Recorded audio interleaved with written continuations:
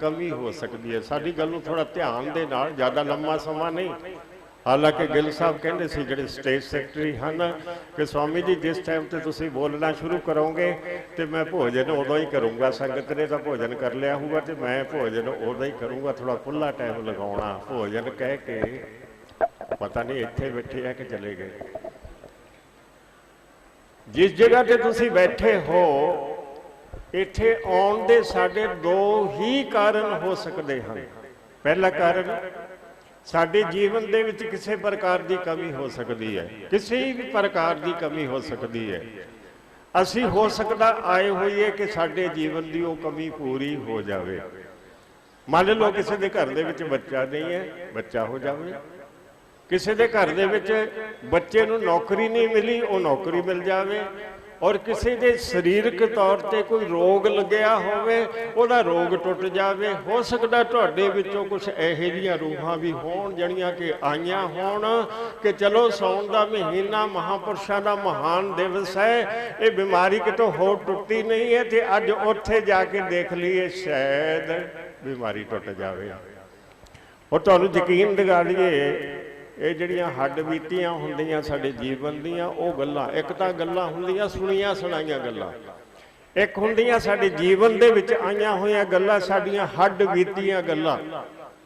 और वो हड्ड बीतियां गल्लां झूठियां नहीं हो सकदियां, बिल्कुल सच हुंदियां। और जिहड़ा इतिहास लिखिया होया, चाहे पुराणा दा इतिहास है तो चाहे गुरसिखां दा इतिहास है, वो झूठा नहीं है क्योंकि वो सारियां हड्ड बीतियां है। हड्ड बीती कदे झूठी नहीं हो सकती। जिहड़ी तुहाडे नाल खुद दे नाल बीती है वो झूठी किवें हो सकती है? सुनी सुनाई तो झूठी हो सकती है। फलानी जगह ते पहाड़ डिग पिया, हो सकता झूठा होवे, परंतु जिहड़ा तुहाडे जीवन दे विच बीतिया वो भी कदे झूठा हो सकदा, वो कदे झूठा हो नहीं सकदा गा। गंगा नगर तो मोहनपुरा पिंड जिहड़ा तुसीं हुणे स्टेट सैकटरी दे कोलों सुणिया, मोहनपुरा करीबन 6 किलोमीटर की दूरी है। मोहनपुरे एक लड़की नूं, जिहड़ी नौजवान लड़की है, उन्होंने अधरंग हो गया, अधरंग हो गया। और जिस टाइम ते अधरंग हो जाता है तो लोग सोचते हैं कि घर दे विच फीम होवे ते घोल के फटाफट फीम दे दो, अधरंग ठीक हो जाऊगा। फिर नज़दीक डॉक्टर है, असी दौड़ते हैं डॉक्टर की तरफ, एलोपैथी होवे, होम्योपैथी होवे, आयुर्वैदिक होवे, किसी प्रकार की पैथी होवे, असी दौड़ते हैं डॉक्टर की तरफ कि अधरंग नूं जिन्नी जल्दी रोकथाम हो जाए, बचाव हो जाए। जे लंबा समा पै गया अधरंग ठीक नहीं होना गा। माँ बाप अपनी लड़की की खातर, जिहड़ी नौजवान लड़की है, ब्याहण दे योग लड़की है, उस लड़की दे नाल आ घटना घट गई कि उन्होंने अधरंग हो गया। और जिस टाइम ते अधरंग हो गया परिवार दौड़िया, घर दे विच फीम सी, फीम घोल करके दिती, फीम ने कुछ कीता नहीं, अफीम ने कुछ नहीं कीता गा। फिर डॉक्टरां की तरफ दौड़े, फिर होम्योपैथी की तरफ दौड़े, फिर सरदार शहर आयुर्वैदिक की दवाई देंदे है ओदी तरफ भी वो दौड़े। लगातार 6 महीने हो गए उस लड़की नूं मंजे ते पिया होया। हड्ड बीती सुना रहे हैं तुहानूं, सुनी सुनाई गल नहीं, जिहड़ी सामने अखां दे बीतदी है वो गल तुहानूं दस रहे हैं कि इन्हां महापुरुषां दे चरनां दे विच आउण दे नाल साडे जीवन दे विच सानूं की प्राप्त हो सकदा है। ये हड्ड बीतियां गल्लां साढ़े वास्ते कोई शिक्षा का साधन हैं। सुनी सुनाई पुराणा की गल कि फलाने राजा की गल हुई सी या नहीं हुई सी, सच मान लो या ना मान लो, ये तुहाडी मर्जी है। परंतु जिहड़ी तुहाडीआं अखां दे सामने बीती है उन्हें किवें झूठ मान लाओगे तुसीं? लड़की नूं 6 महीने हो गए उस स्थिति दे विच, बिल्कुल बराबर उस स्थिति दे विच कोई असर नहीं कर रही दवाई, किसी प्रकार की दवाई कोई असर नहीं कर रही। सानू बुलाया, असी भी गए, असी भी उस लड़की नूं देखिया। असी क्या, असी अपने ते गल नहीं लेंदे गए।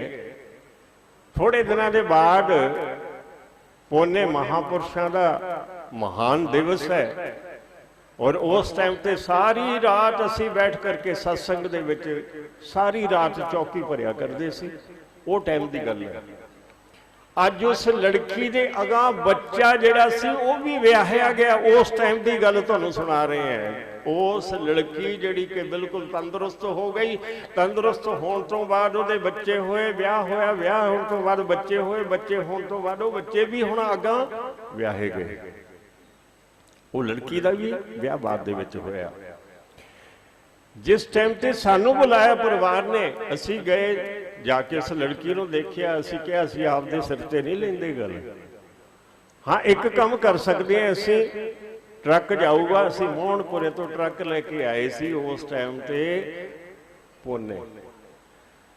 असी क्या इस लड़की को नाल लिजा सकते हैं। तुसी इको एक आखिरी जेकर यतन तुसी करना है तो करके देख लो। साडी तां तुहानूं राय यही है, जिवें तिवें असी भी मदद करांगे। तुहानूं इस लड़की को उठवाउण दे विच असी भी मदद करांगे। इस लड़की को आपां उठा करके महापुरुषां दे चरनां दे विच लिजा के लटा दईए, शायद कृपा हो जावे।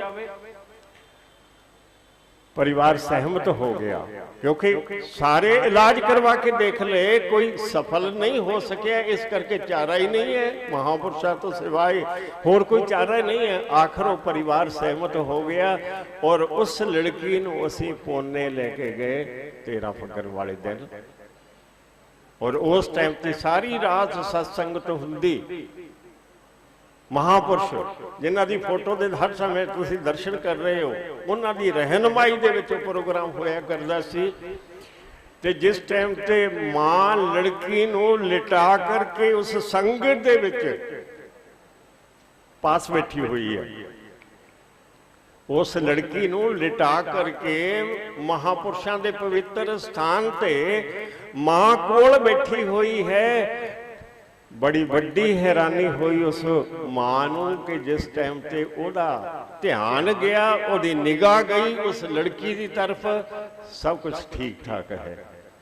इस तो वड्डी होर हैरानी वाली गल कोई हो नहीं सकती।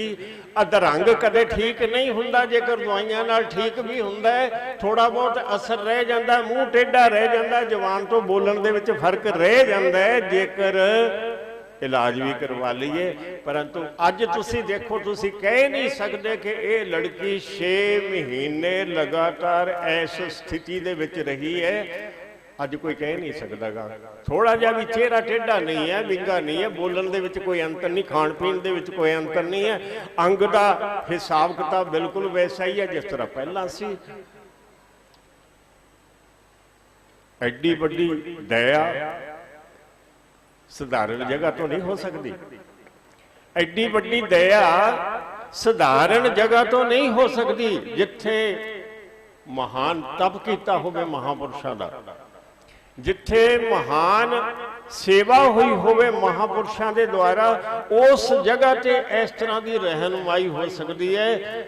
और ये रहनुमाई करवाउण वास्ते भी तुहाडे विचों कोई ऐसे परिवार हो सकते हैं कि जेड़े किसी जीवन की कमी की पूर्ति वास्ते तुहाडे विचों कोई इत्थे आया होवे। क्योंकि अक्सर असीं देखते हैं कि आदमी जीवन दे विच कमी तो ही, क्योंकि बाबा जी के पास ब्रह्म ज्ञानी ब्रह्मलीन महापुरुष साडे गुरुदेव सच्चे पातशाह संत बाबा करनैल दास जी, उन्होंने पास जदों भी कोई आउंदा पास बैठे सुनिया करते सी उन्हां दीयां गल्लां कि बेटा तेरा सिर का दर्द ठीक हो गया, सिर दर्द ठीक हो गया ना। जदों उन्होंने हाथ रखना सिर दर्द ठीक हो गया, बेटा हुण थोड़ा बहुत सवेरे शाम रब रब भी करया कर। पहला नहीं कहते, पहला उहदा सिर दर्द ठीक कर दे, पहला उहदा रोग ठीक कर दे। रोग ठीक करन तो बाद फिर उन्होंने कहते कि बेटा हुण थोड़ा बहुत सवेरे शाम रब रब भी करया कर, ताकि अगाह नूं तेरा सिर दुख ही ना। सिर क्यों दुखदा है? कदे विचार कीती है? कदे विचार कीती है सिर क्यों दुखदा है? गुरबाणी सानू विचार दिंदी है, रास्ता दिंदी है। परमेश्वर ते भुलिया व्यापन सभे रोग। गुरबाणी स्पष्ट करती है कि जो सानू रोग लगते हैं, किसी प्रकार का रोग लग्या हो, किसी का सिर दर्द, किसी का पेट दर्द, किसी की लत्त, किसी की बांह दुखती है, किसी को कोढ़ हो गया, किसी को कैंसर हो गया, दुनिया भर के रोग है। और वो जिहड़े रोग है सारे दे सारे शांत हो सकते हैं जेकर असीं परमेश्वर नूं ना भुल्लीए। सतगुर सच्चे पातशाह सानू रास्ता दिखाउंदे है, परमेश्वर ते भुल्लिया व्यापन सभे रोग, छिनमे कौड़े होए गए जितड़े माया भोग। ये सारे कौड़े हो जाते हैं। दुध बड़ा मिठा लगता है परंतु वो भी कौड़ा हो जाता है। चीनी मिठी लगती है, शुगर हो गई वो भी चंगी नहीं लगती क्योंकि रोग होर वध जाऊगा। ਜਿਹੜੇ पदार्थ 36 प्रकार के पदार्थ सानू खाण वास्ते बहुत चंगे लगते हैं, वो सारे जहर बन जाते हैं कि जिस टाइम से कोई ना कोई भयंकर बीमारी लग जाए। परंतु भयंकर बीमारी लगती क्यों है, ये गुरबाणी सानू समझा रही है, गुरबाणी सानू रास्ता दिखा रही है कि भाई जदों असीं परमात्मा नूं भुल जाते हैं, परमेश्वर नूं भुल जाते हैं, तो उस टाइम ते ये रोग लगते हैं, वरना रोग लगते नहीं है। इस करके बाबा जी कहा करते सी कि भाई मझ नहीं मिलती, आ लै जा जाके थापी मार के धार कढ़ ली, मझ मिल पूगी। होर किसी प्रकार दी जिन्नियां भी कमियां साड़ियां बाबा जी ने देखिया कि चुटकी नाल चुटकी मार करके कहने जा बेटा ठीक हो जाऊगा, जा बेटा ठीक हो जाऊगा, जाते ही सब कुछ ठीक हो जाऊगा। परंतु बेटा एक गल याद रखनी, सवेरे शाम परमात्मा का भजन भी करना, सिमरन भी करना, परमात्मा नूं नहीं भुलना गा। और मेरा ख्याल है कि जिन्ने भी उन्होंने दे चरणों दे विच रब वाले पासे लगे वो सारे इस तरह लगे है। पहला किसी गरज वास्ते आए सी, जिन्ने भी आदमी जिन्ने भी अज उन्होंने सेवक है सब तो पहला किसी गरज वास्ते आए, तो जिस टाइम ते उन्होंने गरज पूरी हो गई तो उस टाइम ते उन्होंने प्रेरणा दी है कि साडे जीवन का जिहड़ा असली लक्ष्य है, असली लक्ष्य नूं बेटा ना भुलो। असली लक्ष्य खेतीबाड़ी करना नहीं है, असली लक्ष्य दुकानदारी करना नहीं है, असली लक्ष्य बच्चों की परवरिश करना नहीं है, असली लक्ष्य तो बंदगी करना है। सानू परमेश्वर ने ये मानस चोला दिता है बंदगी वास्ते दिता है, सिमरन वास्ते दिता है। इस करके जाओ, तुहाडियां ये जीवन दीयां कमियां तो हो गई पूरियां, तो हुण उस तो बाद आगे गिल साहब हुण तुसीं भजन करो, हुण तुसीं सिमरन करो, हुण तुसीं परमात्मा का नाम लो। जिन्ने भी सेवक अज उन्हां दी याद दे विच जुड़दे है, सारियां दे जीवन दे विच किसी ना किसी प्रकार की कमी रही और वो गुरुआं ने कमी पूरी की, ते उस तो बाद उन्होंने प्रेरणा दी कि बेटा हुण तां तूं रब वाले पासे लग जा। और वो लोग दोबारे डरदे हुए कि जे कल नूं फेर सिर दुखिया, कल नूं जे फेर सिर दुखिया बाबियां कोल फेर आउणा पैना है, ते जे बाबियां ने पुछ लिया भी 2 मिनट बैठदा है कि नहीं बैठदा, फिर मैं की जवाब देऊँगा। इस करके शर्म दे मारे लोग बैठन लागे सी। दोबारे गए तो बाबियां ने फिर पूछ लेना है कि बेटा 2 मिनट बैठदा भी है, तेनू रमैन दिती सी, रमैन का कोई सर्ग पढ़दा भी है कि नहीं पढ़दा गा। जे पूछ लिया तो की जवाब देवांगे। इस करके आदमी रब वाले पासे लग गया। तुहाडे आउण दा पहला जिहड़ा कारण यह हो सकता जीवन दे विच कोई किसी प्रकार की कमी, और मेरा ख्याल है कमी रह नहीं सकती कि जिहड़े इहो जिहे वड्डे स्थान होण जिथे एडा वड्डा तप होया होवे, जिथे एडे वड्डे महान ब्रह्म ज्ञानी महापुरुष होण ते उत्थे आके असीं सच्चे मन दे नाल कोई मंग लईए, मेरा ख्याल कोई कमी रह नहीं सकती। एक उदाहरण नहीं है, अनेकों उदाहरण है साडे सामने प्रत्यक्ष रूप दे विच, बिल्कुल प्रत्यक्ष रूप दे विच। तुहाडे नज़दीक नगर है एक, और उस नगर दे विच बच्चा नहीं होया, किसी दे बच्चा नहीं होया, और जदों बच्चा नहीं हुंदागा आदमी दौड़दा है, पूरे जोर नाल दौड़दा है, जिन्नी उहदे च ताकत आ उन्नी ताकत दे नाल दौड़ लगाउंदा है। नज़दीक कोई डॉक्टर है उहदे कोले, कोई धार्मिक स्थान है उहदे ते, कोई जगह छड्डदा नहीं आदमी, कोई जगह नहीं छड्डदा। भज दौड़ के थक जाता है तां घर बैठदा है, नहीं तो आदमी दौड़न की कोशिश करता है जदों इहो जी जीवन दे विच कमी होवे। वो परिवार भी दौड़िया, खूब दौड़िया, जिंदगी पर 50 वर्ष की जिंदगी होगी उदों तक दौड़िया। आखिर जदों 50 वर्ष की जिंदगी हो जाए आदमी सोचता हुण नहीं कुछ मिलना, हुण कुछ प्राप्त नहीं होनागा। थक के आदमी, टुट के आदमी, हार के आदमी बैठ जाता है। वो भी आदमी घर दे विच बैठ गया। आखिर एक दिन उस नगर दे विच एक महापुरुष आए जिहड़े बंदगी वाले सन, जिहड़े तप वाले सन, क्योंकि जिहड़े बंदगी वाले महापुरुष है वो सानू कुछ दे सकते हैं, जिहड़े तप वाले महापुरुष है वही कुछ दे सकते हैं। जिन्हां ने कुछ तप किया, जिन्हां ने कुछ बंदगी की है, वही साडे कोलों लुका के नहीं रखणगे जेकर असीं उन्हां दे अगे झोली फैला दईए। वो परिवार ने, वो जिन्हां नूं उहदे मित्र ने, दोस्त ने, एक प्यारे ने जा करके कहा कि सज्जणा आ जिहड़े महापुरुष है इन्हां दा टेढ़ा चेहरा ये दसदा है भी ये तेरे घर दे विच पौधा ला सकदे आ, ये तैनूं ये दात दे सकदे आ जेकर तूं उन्हां दे कोले जावें। अपने मित्र, अपने दोस्त, अपने प्यारे दे कहण ते, अपने प्यारे दे प्रेरित करन ते वो आदमी आखिर चला गया, उन्हां महापुरुषां दे पास चला गया। ते जिस टाइम ते महापुरुषां दे पास चला गया जाके नीवी पास के बैठ गया, क्योंकि महापुरुष अखां बंद करके बैठे हुए सन, अखां बंद करके बैठे है। और वो आदमी भी अखां बंद करके कि कदों महापुरुष अपनी अखां खोलन ते मेरे नाल कोई गलबात होवे। हथ जोड़ करके बैठा होया, गल दे विच पल्लू पा के बैठा होया, मंग रखण वास्ते झोली फैला के बैठा होया है। थोड़ी देर बाद महापुरुषों ने अखां खोलियां और जिस टाइम ते उन्हां महापुरुषों ने अखां खोलियां कहण लगे भी सज्जणा किवें आया, भगता किवें आया। वो आदमी चुप।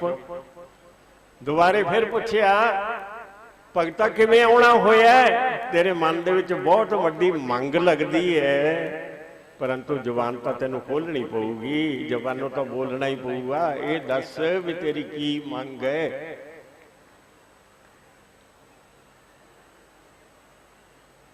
वो आदमी फिर चुप।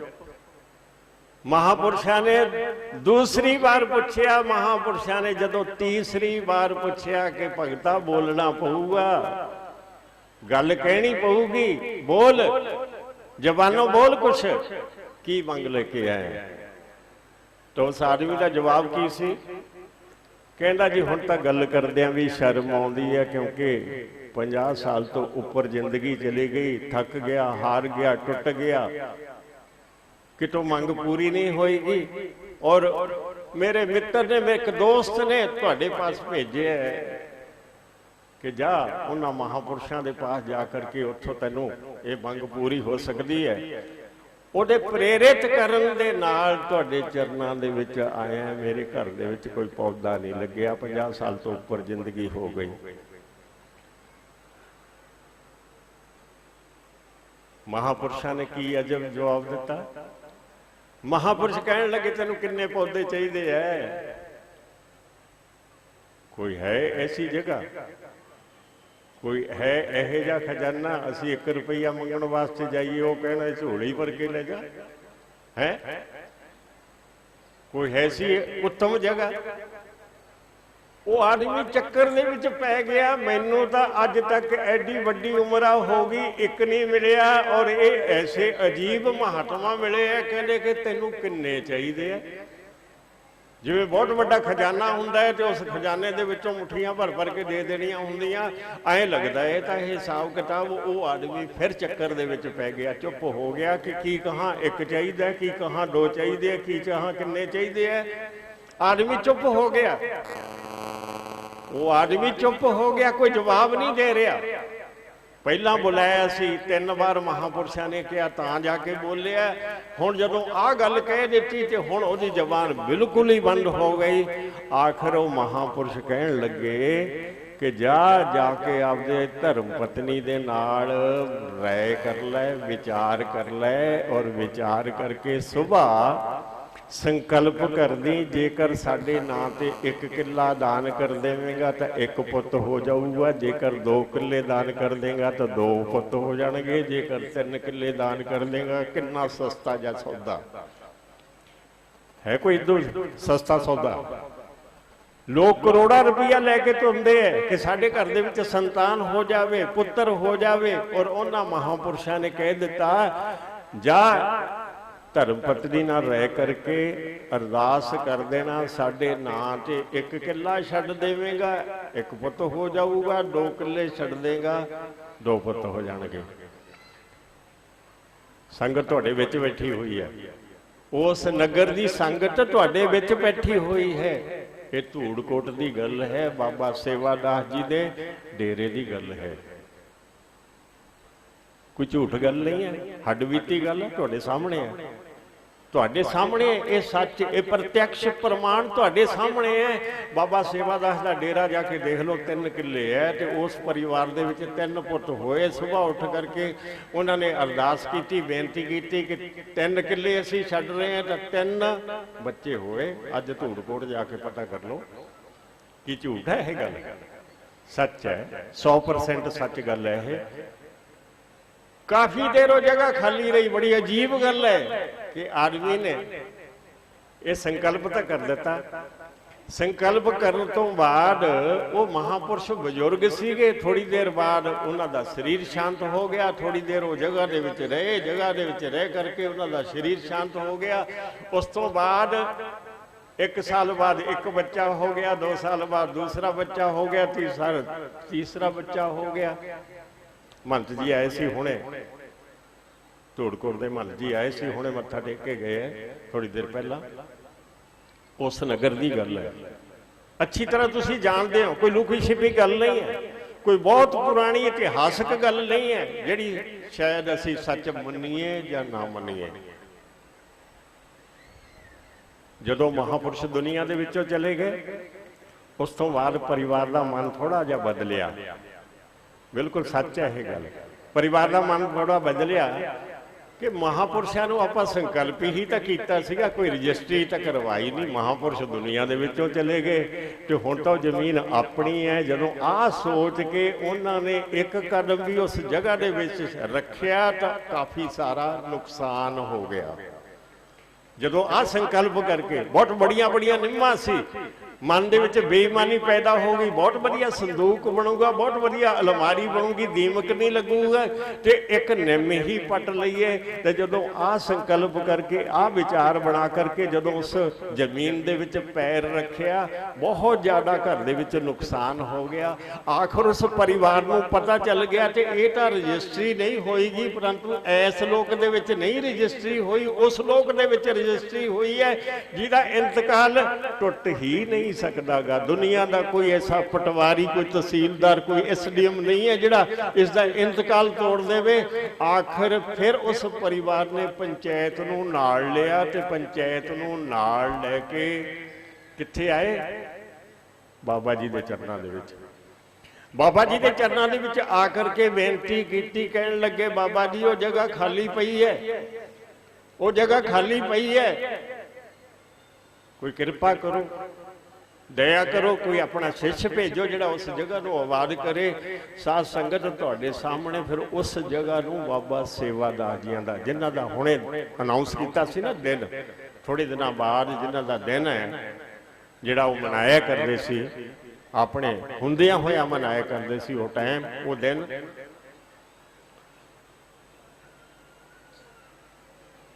ਉਹਨਾਂ ਨੇ ਆ ਕੇ ਉਸ ਜਗ੍ਹਾ ਨੂੰ ਆਬਾਦ ਕੀਤਾ। ਇਹੋ ਜਿਹੀ ਇੱਕ ਕਹਾਣੀ ਨਹੀਂ ਹੈ, ਅਨੇਕਾਂ ਕਹਾਣੀਆਂ ਸਾਡੇ ਜੀਵਨ ਦੇ ਵਿੱਚ ਸਾਡੇ ਸਾਹਮਣੇ ਕਿ ਸਾਡੇ ਜਿਹੜੀ ਕਿਸੇ ਹੋਰ ਜਗ੍ਹਾ ਤੋਂ ਸਾਨੂੰ ਵਸਤੂ ਨਹੀਂ ਮਿਲੀ, ਇਹੋ ਜੀ ਮਹਾਨ ਜਗ੍ਹਾ ਤੇ ਆਉਣ ਤੋਂ ਬਾਅਦ ਸਾਨੂੰ ਉਹ ਵਸਤੂ ਮਿਲ ਗਈ ਜਿਹੜੀ ਕਿਤੋਂ ਹੋਰ ਮਿਲ ਨਹੀਂ ਸੀ ਸਕਦੀਗੀ। ਜੇਕਰ ਮਿਲ ਸਕਦੀ ਸੀ ਤਾਂ ਐਸੇ ਜਗ੍ਹਾ ਤੋਂ ਮਿਲ ਸਕਦੀ ਸੀ।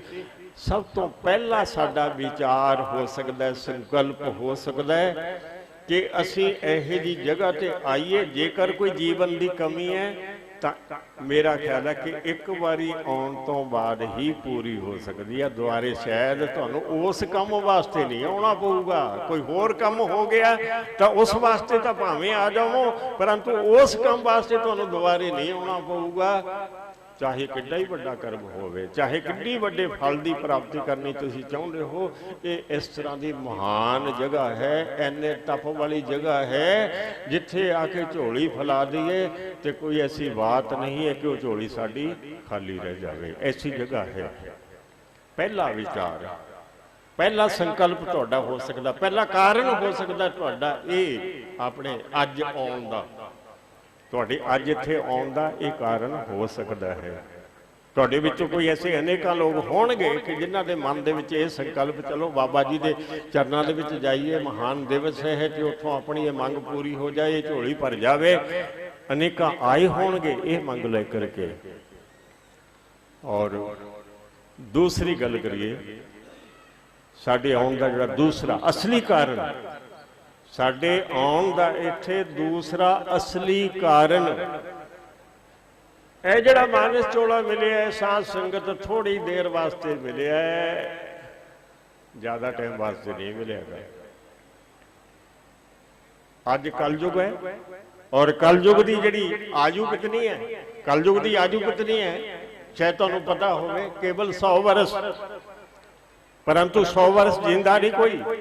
100 ਵਰਸ ਤੋਂ ਪਹਿਲਾਂ ਅਸੀਂ ਚਲੇ ਜਾਂਦੇ ਹਾਂ ਦੁਨੀਆ ਦੇ ਵਿੱਚ। ਜਿਹੜੀ ਸਾਡੇ ਵਿਦਵਾਨਾਂ ਦੇ ਵਾਲਾ ਆਂਕੀ ਗਈ ਆਯੂ ਹੈ ਉਹ ਜ਼ਿਆਦਾ ਤੁਸੀਂ ਗਿਣਤੀ ਕਰਕੇ ਦੇਖ ਲਵੋ ਆਪਣੇ ਆਸ ਪੜੋਸ, ਆਪਣੇ ਨਗਰ ਦੇ ਵਿੱਚ, ਆਪਣੇ ਇਲਾਕੇ ਦੇ ਵਿੱਚ, ਉਹ ਹੈ ਔਸਤ 65 ਔਰ 70 ਦੇ ਦਰਮਿਆਨ।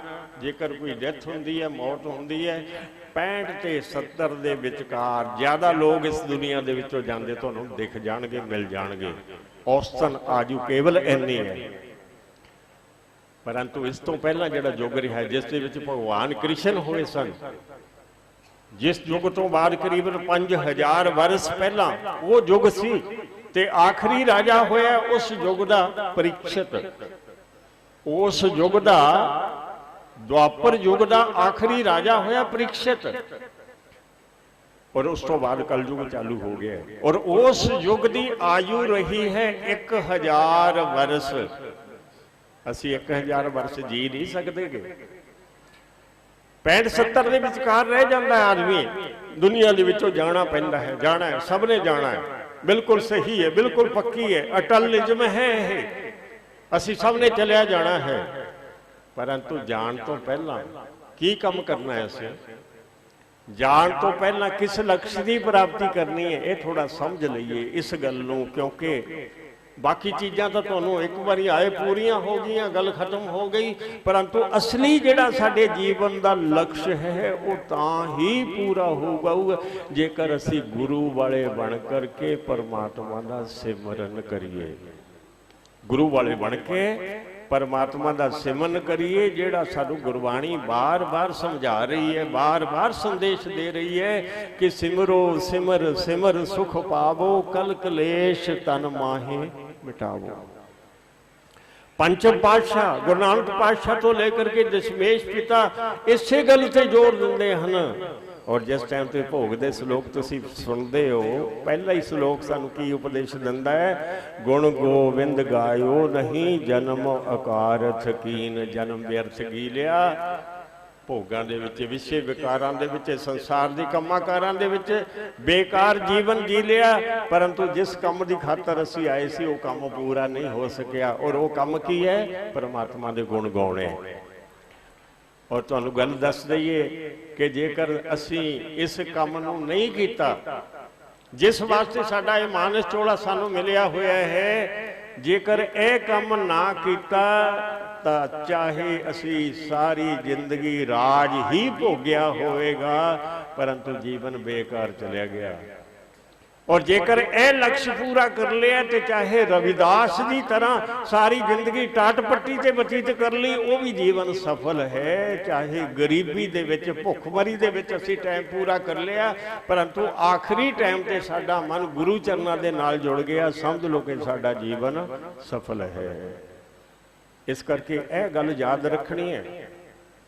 यही जी जगह तो ही सानू ये गल पल्ले पै सकती है। किसी ब्याह शादी दे विच चले गए यह गल नहीं मिलनेगी, किसी होर मेले मुसावे दे विच चले गए यह गल नहीं मिलनी तुहानू। यही जी जगह तप वाली जगह तो ये गल मिल सकती है। और जेकर ये काम ना पूरा किया तो फिर हाल साडा की होगा सानू पता है। कदे विचार कीती है, कदे विचार कीती है कि साडा हाल की होगा? थोड़ा विचार करो। गुरबाणी समझाउण दी कोशिश करदी है। कई जन्म भय कीट पतंगा, कई जन्म गजमीन कुरंगा, कई जन्म पांखी सर्प होयो, कई जन्म है वर वृक्ष जोयो, मिल जगदीश मिलन की बरिया। ये बारी दिती है परमात्मा ने, परमात्मा नू मिलन दी बारी दिती है। और जेकर इस पौड़ी ते जो नर चुके सो आए जाए दुख पाएंदा, ऐसा काम नहीं करनागा, ऐसा काम नहीं करनागा कि उस परमात्मा नू भुल जाइए। ए जीवन भी दुखी बतीत कर लीए, ए लोक भी सुखिया ना हो सके तो परलोक भी सहेला ना हो सके, ऐसा काम नहीं करना। क्योंकि गुर इतिहास के विचों अनेकां उदाहरणां साडे सामने है, अनेकां, एक नहीं अनेकां उदाहरणां। तुहाडे नज़दीक आ भाई भगता, सारे जानते हैं तुसीं, आ भाई भगता तुहाडे नज़दीक है। और उहदे नाल ही थोड़ा अगांह वधदे सरीए वाली साइड नूं तो एक गुरुद्वारा साहब है, इतिहासिक गुरुद्वारा। इधरों जाने तो खब्बे हत्थ है, भगते वाली साइड तो जाइए तो खब्बे हत्थ है। और गुरुद्वारे का नाम की है? तित्तरसर। एक जानवर के नाम से गुरुद्वारे का नाम, शायद तुहानू इतिहास का ना पता होगा। जेकर बेकार जिंदगी बितार करके चले गए, बहुत बड़ा चैलेंज है साडे वास्ते, बहुत वड्डी चेतावनी है गुरबाणी सानू दे रही। गुरु साहब का जदों इत्थों दीना साहब तो चले है, भाई भगता हुंदे होए जिस टाइम ते उस जगह ते निवास किया है, उत्थे निवास कारण का इक्को एक कारण सी। की कारण सी? सानू समझाउणा, सानू उपदेश देना। संध्या का मौका होया, शाम का मौका होया, एक जानवर दे आवाज़ आई है। गुरु साहब ने आवाज़ सुनी है, पार बैठे हुए कुछ सेवका ने भी सुनी है आवाज़। गुरु साहब कहने लगे, भाई आ जानवर कौन आ बोल रहा? की पता लगता तुहानू? आवाज़ पहचानते हो तुसीं? कहते जी तित्तर की आवाज़ है। तित्तर की आवाज़ है? हाँ बिल्कुल सही कहा, ये तित्तर की आवाज़ है जिहड़ा बोल रहा है। परंतु इस तित्तर दे बारे जानते हो तुसीं? ये कौन है? कहते जी असीं की अंधे हैं, सानू इस आ दीवार तो अगे तो पता नहीं है, सानू की पता है ये तित्तर कौन है, पिछले जन्म दे विच की सी, कौन सी, सानू कोई पता नहीं है, ये तो तुसीं दस सकदे हो। परंतु जेकर साधारण अवस्था दे विच ये गल कह दिंदे गुरु साहब, तो शायद साडी गल जचदी ना। गुरु साहब कहण लगे कि भाई ये जिहड़ा तित्तर है ना, ये किसी टाइम ते आ सारे इलाके का मालिक सीगा। ये तित्तर जिहड़ा बोल रहा ना, ये सारे इलाके का मालिक सी। एक नगर की जगह होवे, एक छोटी जी जगह होवे, ओदा नहीं, ये पूरे इलाके का मालिक सीगा। परंतु अज की है? अज तित्तर है। गल झूठ है जिहड़ी गुरबाणी दे विच कई जन्म भय कीट पतंगा, कई जन्म गजमीन कुरंगा, गल झूठ है कोई? 100% सच है। गुरु साहब सानू समझा रहे हैं, एक उदाहरण दे करके समझा रहे हैं कि ये तित्तर जिहड़ा बोल रहा है, ये किसी टाइम ते पूरे इलाके का मालिक रहा है, परंतु अज तित्तर है। क्यों बनिया? क्योंकि इहदी वासना जिहड़ी है ना, आ जगह दे विच ही रह गई। जिहदा मालिक सी उस जगह दे विच रह गई है, और उहदे विच जगह दे विच वासना रहने करके इत्थे तित्तर बन के आ बोल रहा तुहाडे सामने है। जेकर इन्नी गल कह करके, इन्नी गल सुना करके बाणी नूं विराम दे दिंदे गुरु साहब, तो कईयां सिखां ने सोचना सी कि गल सच है कि झूठ है। ਸਾਨੂੰ ਤਰਕ ਬੜੀ ਜਲਦੀ ਆਉਂਦੀ ਹੈ, ਸਾਨੂੰ ਤਰਕ ਬੜੀ ਜਲਦੀ ਆਉਂਦੀ ਹੈ, ਅਸੀਂ ਸੰਦੇਹ ਬੜੀ ਜਲਦੀ ਕਰਦੇ ਹਾਂ, ਗੁਰੂਆਂ ਤੇ ਵੀ ਸੰਦੇਹ ਕਰ ਲੈਂਦੇ ਹਾਂ। ਗੁਰੂ ਸਾਹਿਬ ਕਹਿਣ ਲੱਗੇ ਇਹ ਜਿਹੜਾ ਤਿੱਤਰ ਹੈ ਇਹ ਬੋਲਦਾ ਕਿਉਂ ਹੈ? ਹੁਣ ਇਹ ਭਲਾ ਚਾਹੁੰਦਾ ਉਹਦਾ, ਸਾਡੇ ਨਾਲ ਕੋਈ ਪਿਛਲੇ ਜਨਮ ਦਾ ਵੀ ਇਹਦਾ ਕੋਈ ਸੰਬੰਧ ਹੈ, ਇਹ ਭਲਾ ਚਾਹੁੰਦਾ ਹੈ।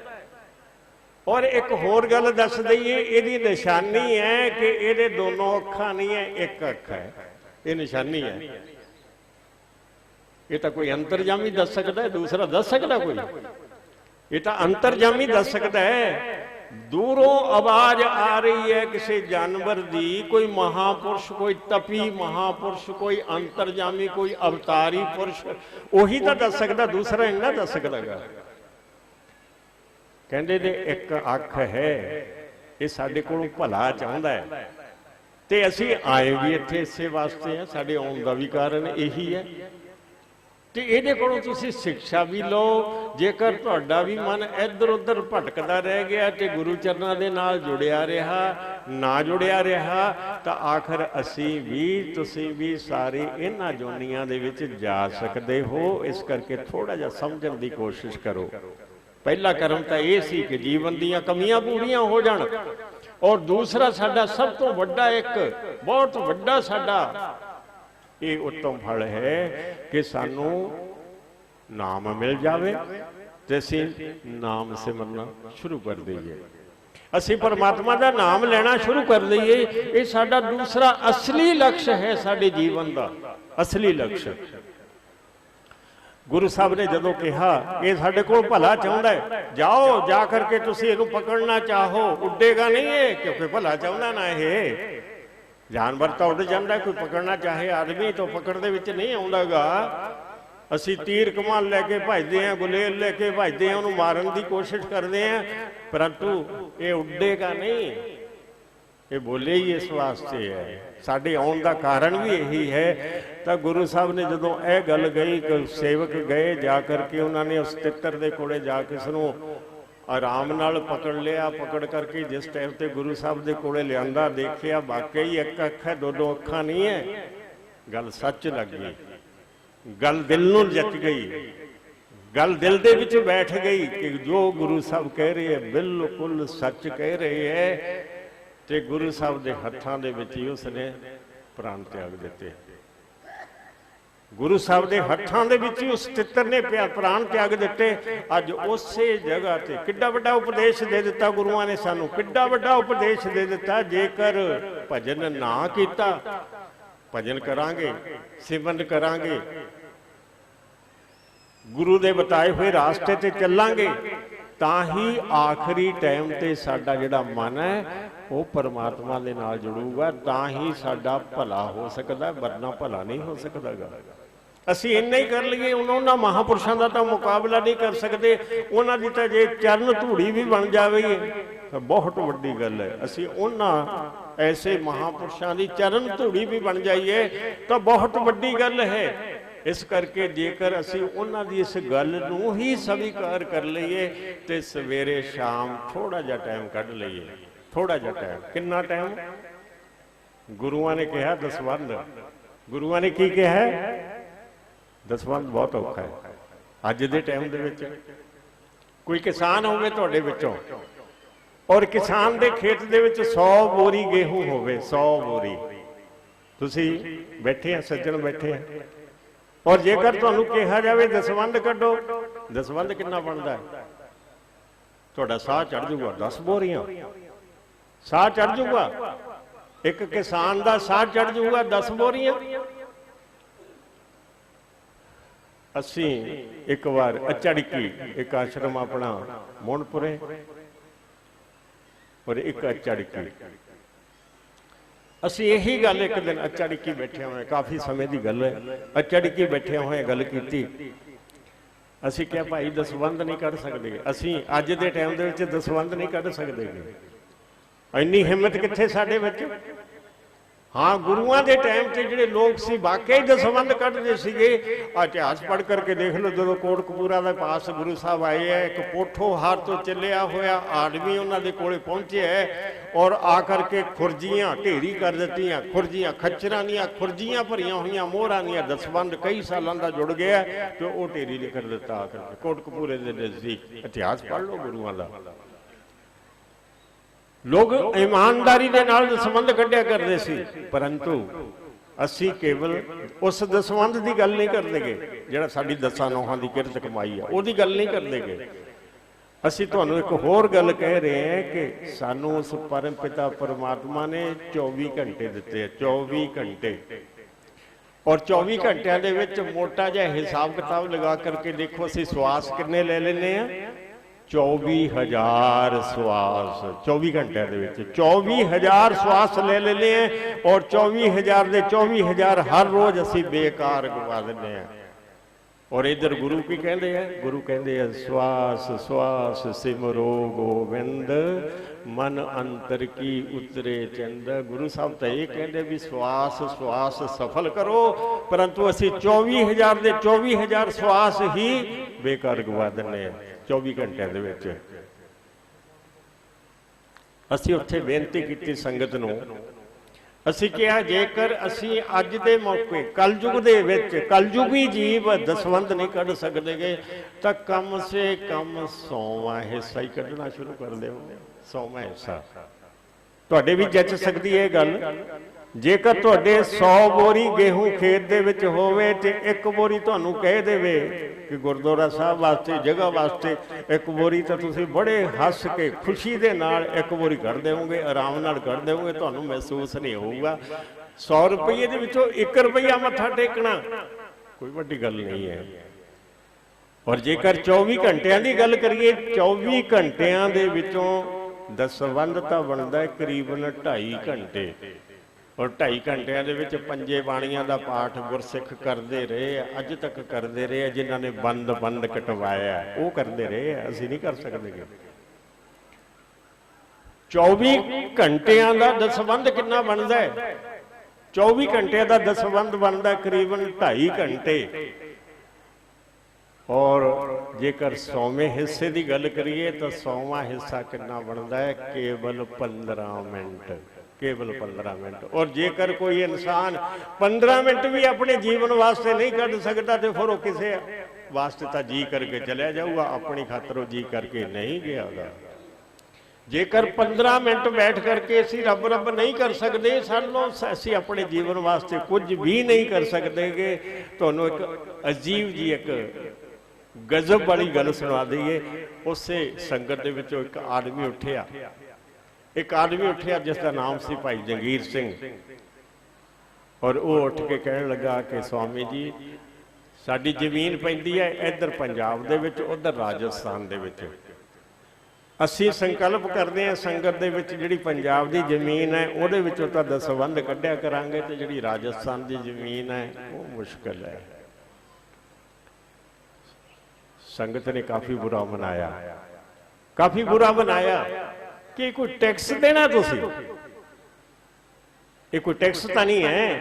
मन की खुशी है दान कर दो, मन की खुशी है तो ना करो। वो संगत का बुरा लग्या, संगत के मन दे विच ये बुरा विचार पैदा होया। थोड़े दिनों बाद, कुछ ही दिनों बाद सरसों की खेती पक्की हुई सी। तुहानूं एक हड्ड बीती सुना रहे हैं, हर एक गल हड्ड बीती तुहानूं सुना रहे हैं कि झूठ नहीं है, 1% भी झूठ नहीं है। थोड़े दिनों बाद सरसों की खेती पक्की हुई सी। और जिहड़ी सरसों की खेती उन्हां दा एक मुरब्बा उस परिवार का भाई जंगीर सिंह गुरदीप सिंह दो भाई है, उन्हां दा एक मुरब्बा भागसर राज दे विच एक मुरब्बा पैंदा सी जिहड़ा सारे दे विच सरसों बीजी हुई सी ते पक्की हुई सी, बहुत बढ़िया फसल सी। लगदा सी कि 6 क्विंटल बिघे दी उतरेगी ते 25 सिक्का ला लो किन्ने क्विंटल हो गई वो सरसों की खेती। परंतु कुदरत ने यह जा उन सबक दिता उस परिवार नूं, ऐसा सबक दिता, एक छोटी जी बदली उठती है तो इस पासों दूसरे पासे तो दूसरे पासों फिर वापस, और सारी दी सारा मुरब्बा वो सरसों मलिया मेट कर देती, ते एक दाना भी परिवार ने उठा करके नहीं देखा। दसवंध तो इनकार किया, 100वें हिस्से तो भी इनकार किया उस परिवार ने।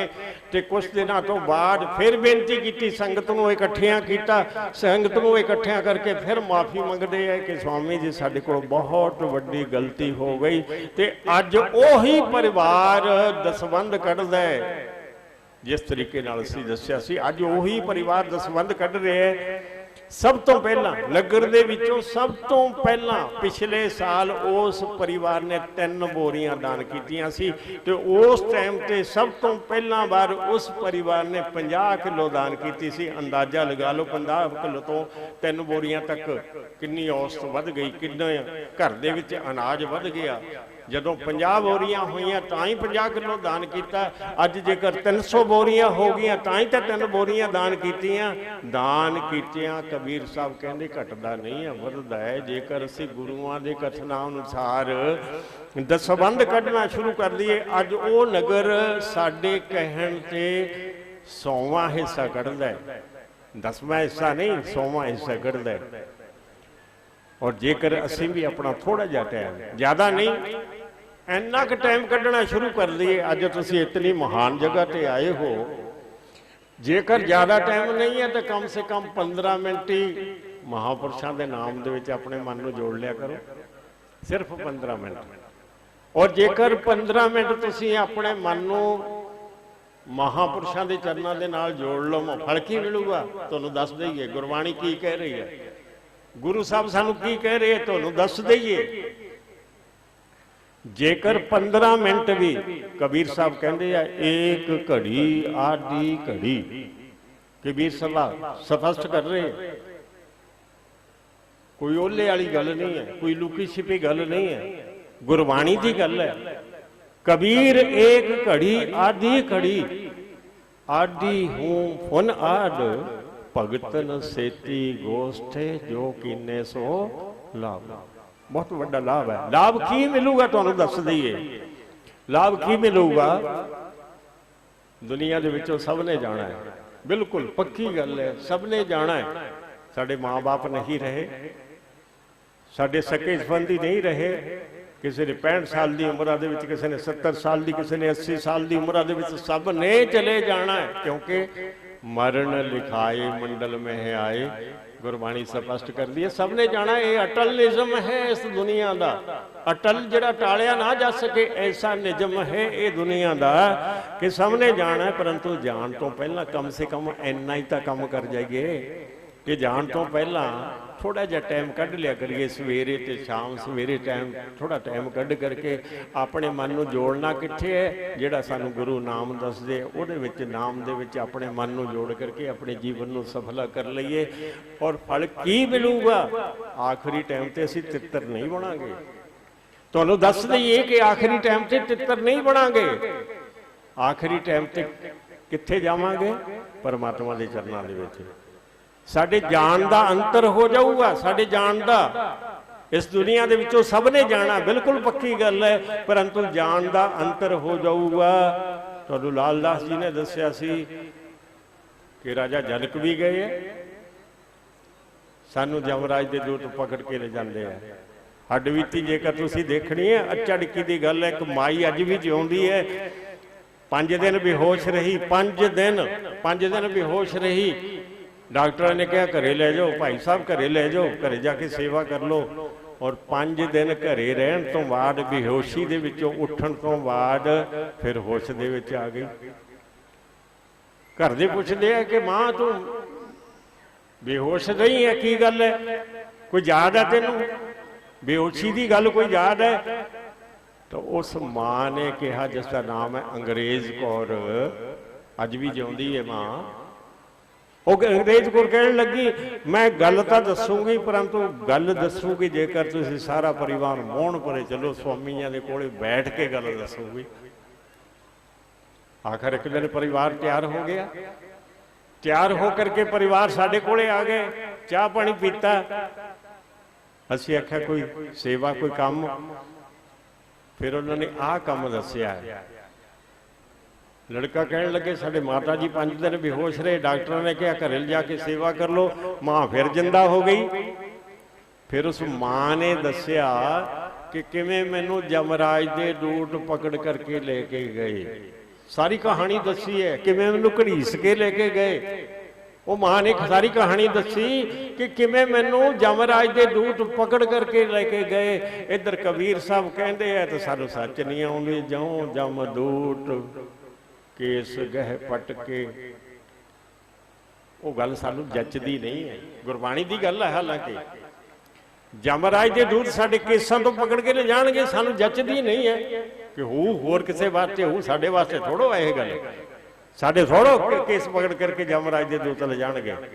परंतु जिहड़ा बेगुरा है उन्होंने सब नूं लेके जाणगे, इसे तरह ही लेके जाणगे। वो माई दस रही है कि मैंने यमराज के दूत पकड़ के ले गए, मैं खलोती हुई है, डर रहा, दिल कंब रहा, मेरा दिल कंब रहा, मेरा दिल कंब रहा है कि जिवें होरां ले आई जांदे, लिया के किसी नूं इधर सिੱਟੀ ਜਾਂਦੇ, किसी नूं इधर सिੱਟੀ ਜਾਂਦੇ आ, किसी की खातर अग दे कड़ाहे तप रहे हैं, तेल दे कड़ाहे तप रहे हैं, किसी दे कोई हालत, किसी दे कोई हालत, दिल कंब रहा है। आखिर यमराज के दूत आए है, होर यमराज के दूत आए हैं और कहने लगे ये अंग्रेज कौर नहीं है, असली अंग्रेज कौर जिसका नंबर है उन्होंने असीं ले आए हैं, धर्मराज इन्होंने छड्ड दिओ। वो माई का छुटकारा हो गया। वो अज भी जिउंदी है, अज भी अच्चा डिक्की पिंड दे विच जिउंदी है। वो मां जिन्हें आपकी कहानी दसी, जिस टाइम ते इन्नी गल हो रही है तो कोले बैठा इकलौता लड़का पूछ रहा है कि माँ कम से कम इन्ना तो पूछ लेना सीगा कि होर कितना टाइम बाकी रह गया। तो वो अपने इकलौते पुत नूं माँ जवाब की देंदी है, कहती है बेटा जे तेनों जाण दा मौका मिले तो तू पूछ लेना, मेरे को तो पूछया नहीं गया क्योंकि मेरा जी कंब रहा सी। मैनूं तां ऐ लगदा सी कि फर्क पड़ के मैनूं भी इधर ना सट देण किते, समझे कि नहीं। तो जिस टाइम ते वापस आउण दी गल कही कि जा, धर्मराज कहने लगा कि बेटा जा, तेरा हजे नंबर नहीं है, तेरा हजे टाइम नहीं है, जा तू वापस चली जा। तो उस मां ने कहा बाबा जी, धर्मराज नूं बाबा जी ने शब्द प्रयोग किया कि बाबा जी मैनू तो जिस रास्ते दे विचों लेके आए है मैं तो राह पहचानती नहीं है, पता नहीं है, मैं वो राह दे विच वापस कल्ली किवें जावांगी। यमराज दे दूत तो मैनू पकड़ के ले आए परंतु मैं कल्ली किवें जावांगी। तो धर्मराज ने कहा बेटा जदों यमराज के दूत पकड़ के लियाउंदे हो तो उसे रास्ते लियाउंदे है, हुण तां तू अखां बंद, बस तू घरे पहुँच जाएगी, इन्ना ही टाइम लग्या मैनू वापस आ गई है। तो उस टाइम ते वो चलण तो पहला धर्मराज ने कहा कि बेटा तेरा हजे टाइम बाकी है, परंतु बाकी जिन्ना भी तेरा टाइम है उस टाइम दे विच इन्ना काम जरूर करना। एक तो किसी धार्मिक स्थान ते जाके मत्था जरूर टेक लेना और एक किसी भुखे नूं रोटी जरूर खिलानी, फिर खानी है। तू आ 2 काम कर लई, तेरा जीवन सफल हो जाऊगा। अज वो माई जेकर ये कहानी सुननी अज भी तुसीं सुन सकते हो उस माई दे कोल जिहदे नाल बीती है।